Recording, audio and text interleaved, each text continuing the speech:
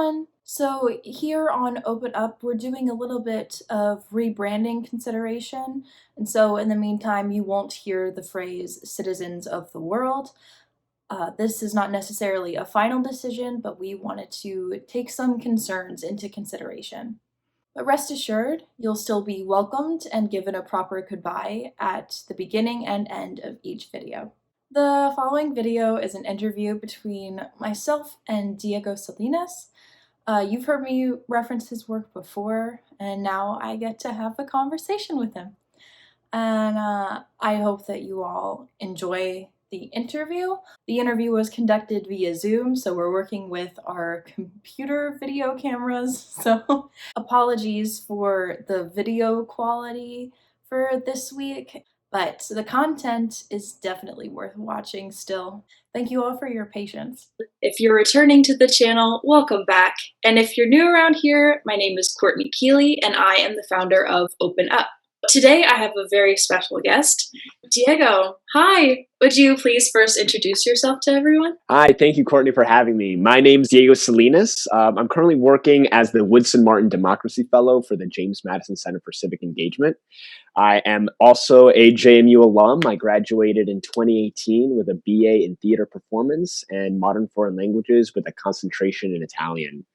And it feels just great to be back working with JMU, remote as I am. JMU is very lucky to have you as both an alumni and as a current participant in the institution itself. If you want to say you're part of the institution. In my quest to take down the man, I have become the man. I didn't mean to imply that. My critique of structures came in there at the end. Something that I've been on my own time kind of very interested in is horizontal organization rather than this vertical hierarchical form that we currently have, just because if the person at the top drops off, it's really easy for it to filter down during the chain. But if you're organized horizontally and it's just a wave moving forward, you're not relying on one person. It's rather carried by the movement.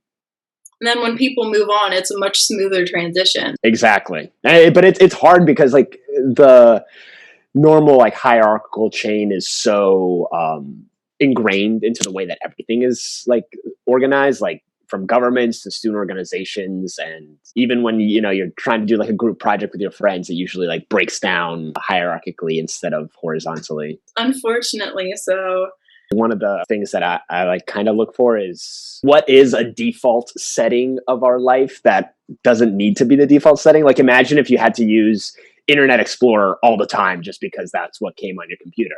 And it's well, yeah, you can use it. I'm sure it works fine, but Google Chrome has some cool stuff to offer, Firefox, et cetera, et cetera. Next question. When did you hear about the Woodson Martin Democracy Fellowship, and what made you interested in the position? Well, I actually first heard about the position when the associate director of the center reached out to me on Twitter asking if I would be interested in applying. And to be honest, I really wasn't familiar with the type of work the center was doing or how I could fit into it. But after talking with Abe and Kara about the position, I was super happy to find that it covered a lot of the stuff that I was already working on in my personal life, my passion for immigration issues, and kind of just civic engagement as a whole. And through that, I applied and was able to be hired in the position. And it's really rewarding as an immigrant myself to have a job that focuses on other people in the immigrant community and the refugee community as well. And Harrisonburg has always been a really great place with so many people from so many different countries come to Harrisonburg. And I think that, tying all that in and kind of breaking down the bubble between JMU and Harrisonburg and between myself and the community is something I'm always striving towards. Sometimes, the partnerships that can come out of a town and gown relationship can be very beneficiary for the universities than the actual community. And I think that the real work is in pushing the work to be mutually beneficial to both the university and the community who needs it, but also kind of just pop in that JMU bubble and really getting to know who your neighbors are. Next question. What do you think your position adds specifically to civic engagement at JMU? Empathy has always been at the heart of the way I do my work. It's the foundation of my training as an actor and the work I've done as a community organizer in the past. What I really love about the position I'm in right now is that it explicitly is looking to include immigrant communities in the civic process, regardless of if they can vote or not. And that kind of speaks to the broader goals of the center and like the understanding that the civic engagement doesn't end at the ballot box when you vote. It continues every single day in our communities and the small actions we take. And just because you can't vote doesn't mean you don't have a say in what happens in our communities and our democracy. And I think it's important that people see that civic engagement isn't just voting every 4 years. One of the things that I've seen a lot, being an organizer in civic engagement in general, is so many people think that the vote is all that you can do. You can do so much, and it's like you don't have to be registered to vote, to volunteer for campaigns, or to dedicate your time and energy into the changes you want to see. And the same policies that they affect everyone in the country, regardless of immigration status. Obviously, when it comes to immigration policy specifically, that's a bit more targeted. But when we're deciding what to fund in a city budget, even if you can't vote in that particular election, there are people on the ground doing that kind of work. And I think it's part of what kind of I see my role as is educating JMU students in the community about immigration policy and the implications that these policies have on the affected communities, as well as how you as an individual can mold that public policy. One thing I always like to say is that everything around us was built by someone who is flesh and blood, just like us, and it can be changed by someone who is flesh and blood, just like us. And that power comes so often too, the power to change. It's not just every 4 years. Local elections shape lives so much more tangibly than national elections do. Yeah, and which is why it's so important to it can often seem kind of unnecessary to participate at that local level, but that's the one that's going to have the most direct impact on your day to day. And it'd be hard for me to run into my senator on the street here in Chicago, but I can easily almost certainly run into my alderman or someone who's lives in my community, right? And they know, they see, and I think once people get to know that it's right there and it's accessible, it kind of takes down that barrier to entry.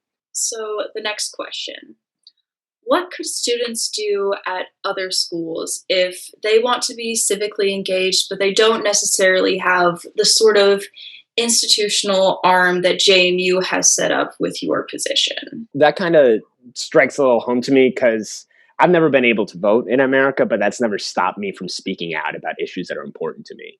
And I think too often people think that if they don't have the legitimacy bestowed on them by an institution or the backing of an established organization, then the work isn't as impactful. It's so important that we have institutional support, especially at JMU. The Center for Civic Engagement can do so much work, in our community to get people motivated. But if your university or college or town, city, et cetera, doesn't have something like that built in, you can just start it. The most effective organizing groups are made of people that are just united towards a common goal and are working towards that. And if things go really well, eventually you find that the institutions are going to come to you. The legitimacy is in the nature of the work, and the effectiveness is in the quality of the work, not by having a nice office or a nice title or et cetera, all of which are great benefits. But, if you don't see something like that in your area, then that probably means there needs to be one. And if you think if you've already had that thought, then there are probably other people who have had that thought as well. And then it's the hardest part is just finding everyone, getting them all in the same space, and then doing the work. Make those connections, people. And my last question for you, Diego, is how would you suggest to people who are not able to vote how they can get civically engaged? First step is find the people who care about the issues you care about and work to turn apathy into empathy. There's so many local groups doing amazing work on the ground to advance their goals on a variety of issues, from climate change to tackling the prison industrial complex and more. And if you look around for community organizing groups that work within the issues you care about, you'll find people that want to see those changes as well. If you don't see an existing group, create it. Registering people to vote and hyping up the turnout ahead of elections is important, but change doesn't happen every 4 years. It happens every day when we make a conscious effort to leave the world better than we found it. And you don't need to be registered to vote to get people to care. Well, Diego, thank you for taking the time to talk with me and share your insight into all of these questions. Yeah, and people can always follow and see what the center is up to by following us on social media. Our Instagram is at JMU Dukes Vote, and our Twitter is at JMU Civic. Give those accounts a follow, people. I just wanted to say another quick thank you to Diego and the Center for Civic Engagement for partnering with Open Up this week. It's been a great program. If you haven't gotten a chance to check the rest of it out, it's available on the JMU Dukes Vote Instagram. And with that, don't forget to sign up for the email list, give the Instagram a peek, subscribe to the YouTube channel, and give this video a like. Until next week, everyone. Goodbye.